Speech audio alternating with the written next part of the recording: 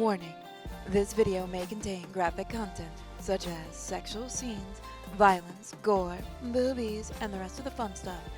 Unfortunately, YouTube won't allow that, so we'll try what we can. Please be over 18 to view this video, and don't say we didn't warn you. Endlessly searching for an original sound. Hey guys, welcome back for more Butterfly Affection. Let's jump back in, shall we? Wearing clothes has made it more difficult to see Agiha's growth, but recently her body hasn't been changing much.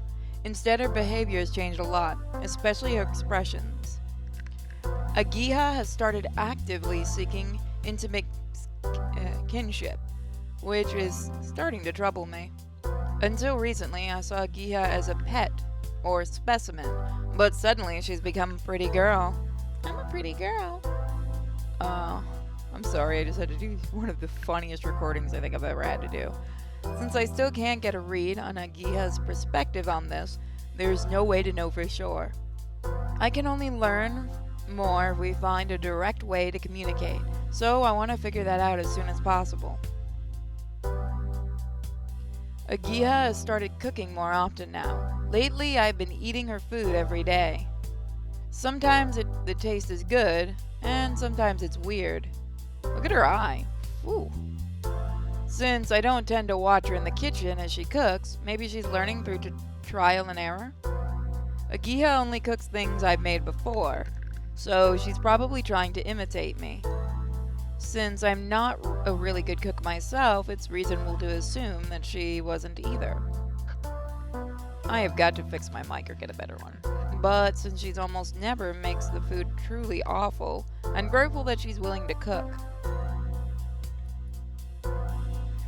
Whenever Agiha is nearby, she now gets very cuddly and clingy.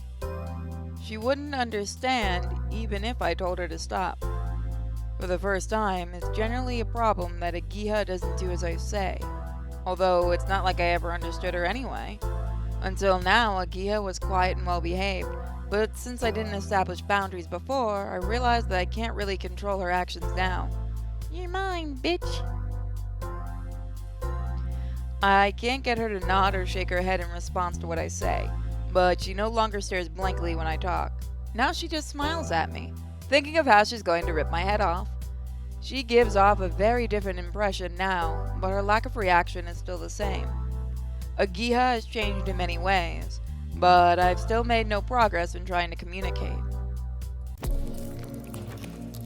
Agiha's suddenly forward affection is a major change from her previous unresponsive self. I wonder if this is because I showed her too many shows and movies depicting romance and not enough other genres. That's your fault. At least you didn't show her too many R's, otherwise we'd be in a different game. But if I were optimistic, I would welcome these changes as she shows favorable new traits. But given how sudden and swift the changes were, I instead feel wary and confused about what her true intentions are. Is she trying to grasp my mood, experimenting to see my reactions, or something else entirely? Even if I try to compare her to animals or humans, this shift was too abrupt for me to know for sure. That said, I can't deny that I enjoy her affections and seeing such a pretty smile on Agiha's face. However, I also feel very uneasy about it at the same time. So we have two choices here, and I cannot choose to save before this.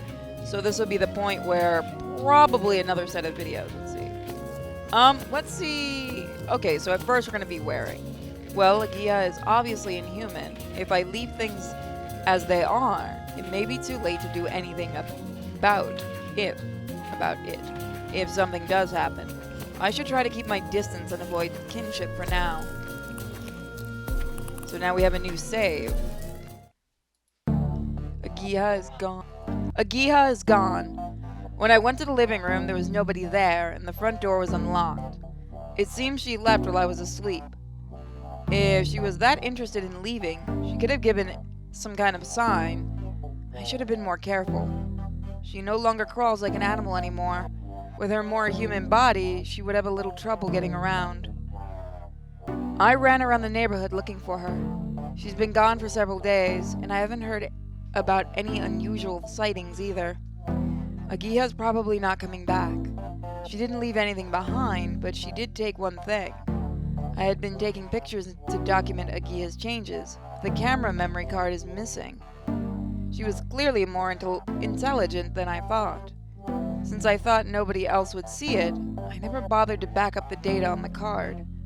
There's no evidence that Agiha was here. It's not like anyone would believe me anyway.